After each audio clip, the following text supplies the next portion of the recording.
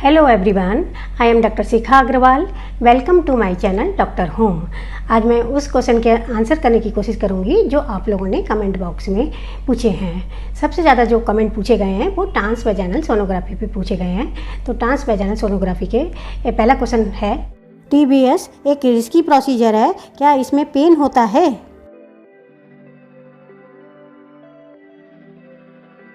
जब हम abdominal ultrasound करते हैं, पेट के ऊपर जेली लगा के अल्ट्रासाउंड करते हैं, तो जो एब्डोमेन की जो फैट है उससे अल्ट्रासाउंड रेज ट्रांसमिट होती हैं। क्योंकि fat is a bad transmitter, तो जो अल्ट्रासाउंड की इमेज बनती है मॉनिटर पे वो क्लियरली नहीं समझ में आती है, तो उससे डिस्टेंस थोड़ी सी ज़्यादा हो जाती है। तो इन टारगेट ऑर्गन्स को, यूट्रस और ओवरी को, जब हम ट्रांसवैजानल सोनोग्राफी से देखते हैं, इसमें हम एक छोटा सा प्रोब वैजाना में इंसर्ट करते हैं, जिससे हमारे टारगेट ऑर्गन्स यूट्रस और ओवरीज, बच्चेदानी और जो अंडेदानी होती है उसके अंदर जो फॉलिकल्स होते हैं, स्मॉलर स्ट्रक्चर होते हैं, वो बहुत नज़दीक हो जाते हैं और इसकी क्वालिटी ऑफ इमेज बहुत अच्छी हो जाती है। TBS is done to confirm early pregnancy. जो प्रेगनेंसी 1.25 महीने की होती है वो पर एब्डोमेन दिखाई देती है, ऊपर से दिखाई देती है, लेकिन इससे पहले की प्रेगनेंसी देखने के लिए हमें TBS करना पड़ता है। TBS में क्या कोई रिस्क होता है? इसमें कोई भी रिस्क नहीं होता है। TBS में कोई भी साइड इफेक्ट नहीं होता। It is a safe procedure. Bleeding होने पे, पीरियड आने पे भी TBS को करा जा सकता है और डायग्नोसिस को कंफर्म कर सकते हैं। TBS में कुछ पेशेंट को हल्का सा पेन महसूस होता है और कुछ पेशेंट को डिस्कम्फर्ट होता है, depending on person to person. Tube में अगर ब्लॉकेज होता है तो TBS से नहीं पता चल सकता, क्योंकि ट्यूब फैलोपियन ट्यूब से बहुत ज़्यादा थिन स्ट्रक्चर होती है। इसको देखने के लिए एक स्पेशल जांच करनी पड़ती है, जिसे HSG हिस्टीरोसल्पिंजोग्राफी कहते हैं। इसके लिए मैंने एक अलग से वीडियो बनाया है, आप आई बटन प्रेस करके इसको देख सकते हैं। प्रेगनेंसी में अल्ट्रासाउंड कितनी बार कराना चाहिए? प्रेगनेंसी में महिला को कम से कम 4 बार अल्ट्रासाउंड कराना चाहिए। जो पहला अल्ट्रासाउंड होता है, जिसे हम डेटिंग स्कैन कहते हैं, वो 1.5 महीने के आसपास होता है। जब भी किसी महिला के पीरियड ऊपर चढ़ जाते हैं, 10 महिला को आके ये अल्ट्रासाउंड करा लेना चाहिए। इस अल्ट्रासाउंड से पता चलता है कि बच्चा नॉर्मल पोजीशन पे है, मतलब बच्चेदानी के अंदर है या बच्चेदानी के बाहर है। सेकेंड नंबर पे हम जो देखते हैं, नंबर ऑफ प्रेगनेंसी देखते हैं कि बच्चा एक है, सिंगल है या ट्विन प्रेगनेंसी है, 2 बच्चे तो नहीं है। इसके बाद हम देखते हैं कि बच्चे की दिल की धड़कन आ गई है या नहीं आई है। जो नॉर्मली जो फीटल हार्ट होता है वो 1.5 महीने पे आ जाता है, मतलब 7 वीक्स के आसपास तक आ जाता है। अगर 8 वीक्स तक ये बच्चे की धड़कन नहीं आती है तो मिसकैरेज होने के चांसेस रहते हैं। एंटी स्कैन क्या होता है और इसे कब करा जाता है? अगर मेरी रिपोर्ट में एंटी की वैल्यू 3.8 है तो क्या ये नॉर्मल है? जो करते हैं वो 11 से 14 वीक्स के बीच में करते हैं, मतलब कि 3 महीना जब खत्म होने वाला होता है उसके आसपास करा जाता है। इसमें हम देखते हैं बच्चे की नेजल बोन और न्यूकल ट्रांसलूसेंसी देखते हैं। न्यूकल ट्रांसलूसेंसी मतलब न्यूकल मीन्स गर्दन के पीछे का जो फोल्ड होता है उसको मेजर करते हैं। कुछ जेनेटिक एबनॉर्मलिटीज़ ऐसी होती हैं जिनमें कि न्यूकल ट्रांसलूसेंसी बढ़ जाती है, तो इसको मेजर करके डॉक्टर सोनोलॉजिस्ट बता सकते हैं कि बच्चे में कोई जेनेटिक प्रॉब्लम तो नहीं है। दी न्यूकल ट्रांसलूसेंसी 5 मिलीमीटर से ज़्यादा है तो क्या डाउन सिंड्रोम हो सकता है? If anti is more than 5 millimetre तो डाउन सिंड्रोम होने की पॉसिबिलिटी बढ़ जाती है।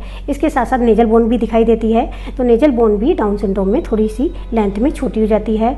अगर इसकी पॉसिबिलिटी लगती है तो एक ब्लड टेस्ट करा जाता है, जिसे डबल मार्कर कहते हैं। उन दोनों की रिपोर्ट मिला के डाउन सिंड्रोम की डायग्नोसिस कन्फर्म की जाती है। तीसरा अल्ट्रासाउंड 4.5 से 5 महीने के बीच में करते हैं, इसे हम लेवल 2 अल्ट्रासाउंड कहते हैं। लेवल 2 अल्ट्रासाउंड में बच्चे की सारी एनॉमलीज, बच्चे की सारी कमियां देखी जाती हैं। एक एक स्ट्रक्चर को डिटेल्स में देखते हैं और डॉक्टर स्टडी करते हैं कि बच्चे के शारीरिक बनावट में कोई कमी तो नहीं है। बहुत सारी एनॉमलीज ऐसी होती हैं जो इस लेवल पे डिटेक्ट हो जाती हैं, लेवल 2 अल्ट्रासाउंड में दिखाई देती हैं। आजकल इस तरह की एनॉमलीज कम देखने को मिलती हैं, क्योंकि अल्ट्रासाउंड की फैसिलिटीज़ सारे शहरों और सिटी में उपलब्ध है, जिसकी वजह से लोग अल्ट्रासाउंड करा लेते हैं और इस तरह की जो एनॉमलीज होती हैं पहले ही डिटेक्ट हो जाती हैं और पेशेंट को इस तरह के बच्चे को टर्मिनेट करने की सलाह दी जाती है। क्या लेवल 2 अल्ट्रासाउंड में बच्चे की सारी कमियां, डिफेक्ट पता चल जाते हैं? मोर देन 90% एनामलीज होती हैं वो अल्ट्रासाउंड में पिकअप हो जाती हैं, लेकिन 10% एनामलीज फिर भी ऐसी रह जाती हैं जो बच्चे की फीटल पोजीशन पे डिपेंड करती हैं, बच्चे की लॉकर पे डिपेंड करती हैं और टेक्निकल इशू होते हैं अल्ट्रासाउंड मशीन के, जिसकी वजह से 10% एनामलीज अल्ट्रासाउंड में पिकअप नहीं हो सकती, जिससे कि कार्डियक एनामलीज ये अल्ट्रासाउंड में पिकअप नहीं हो पाती हैं। आखिरी अल्ट्रासाउंड जो होता है वो 8.5 महीने से 9वें महीने के बीच में करा जाता है, जिसे ग्रोथ स्कैन कहते हैं। इसमें हम देखते हैं बच्चा सीधा है या उल्टा है, बच्चे का वजन कितना है और बच्चे की डिलीवरी डेट क्या हो सकती है। प्रेगनेंसी में अल्ट्रासाउंड तो करा लिया है, अब खून की जांच की क्या ज़रूरत है? अल्ट्रासाउंड से तो हमें सिर्फ ये पता चलता है कि बच्चे की शारीरिक बनावट ठीक है या नहीं है, बच्चे की ग्रोथ ठीक से हो रही है, लेकिन बच्चे के शरीर में कितना खून जा रहा है, माँ के शरीर में खून की मात्रा कितनी है जिसे हीमोग्लोबिन कहते हैं, वो चेक करते हैं। माँ को शुगर तो नहीं है जिसे डायबिटीज़ कहते हैं, उसको भी चेक करते हैं। माँ का ब्लड ग्रुप चेक करते हैं। माँ को कोई ऐसी बीमारी तो नहीं है जैसे कि HIV, एड्स की बीमारी तो नहीं है। कुछ बीमारियाँ ऐसी होती हैं जो कि माँ से बेबी को ट्रांसमिट होती हैं, तो उन सबका एंटीनेटल टेस्ट में चेकअप करा जाता है। HbS एंटीजन देखा जाता है, ऑस्ट्रेलिया एंटीजन देखा जाता है, ANC में माँ के थायराइड लेवल को जिसे TSH कहते हैं उसको भी चेक किया जाता है। इसलिए प्रेगनेंसी में अल्ट्रासाउंड के साथ साथ ब्लड टेस्ट भी बहुत ज़रूरी है। प्रेगनेंसी में अल्ट्रासाउंड के लिए हमें खाली पेट आना पड़ता है। आप प्रेगनेंसी में जब भी अल्ट्रासाउंड कराने जाएंगे तो अपना रूटीन नाश्ता ब्रेकफास्ट करके जाएंगे, इसमें खाली पेट की बिल्कुल भी ज़रूरत नहीं पड़ती है। जितने भी इनफैक्ट अल्ट्रासाउंड होते हैं, लोअर एब्डोमेन होता है, TBS होता है, उसमें आप अपना खा पी के जाएंगे, फास्टिंग की बिल्कुल भी ज़रूरत नहीं होती है। जो बस लीवर का अल्ट्रासाउंड करते हैं उसमें फास्टिंग की ज़रूरत होती है। क्या अल्ट्रासाउंड की किरणें बच्चे के लिए सुरक्षित हैं? Yes, it is absolutely safe. जो इसमें कोई भी रेडिएशन इस्तेमाल नहीं होता है। अल्ट्रासाउंड में हाई फ्रीक्वेंसी साउंड वेव का इस्तेमाल होता है जो कि बच्चे के लिए पूरी तरह से सुरक्षित है। रेडिएशन जो होता है वो एक्सरे में इस्तेमाल होता है, CT में इस्तेमाल होता है, तो इन दोनों चीज़ों को प्रेग्नेंट महिला के लिए मना करते हैं, लेकिन अल्ट्रासाउंड में ऐसा कोई भी किरणें नहीं होती हैं जो कि बच्चे को नुकसान करें। आप अल्ट्रासाउंड एक बार करा सकते हैं, 10 बार भी प्रेगनेंसी में करा सकते हैं, इससे बेबी पूरी तरह से सुरक्षित रहता है।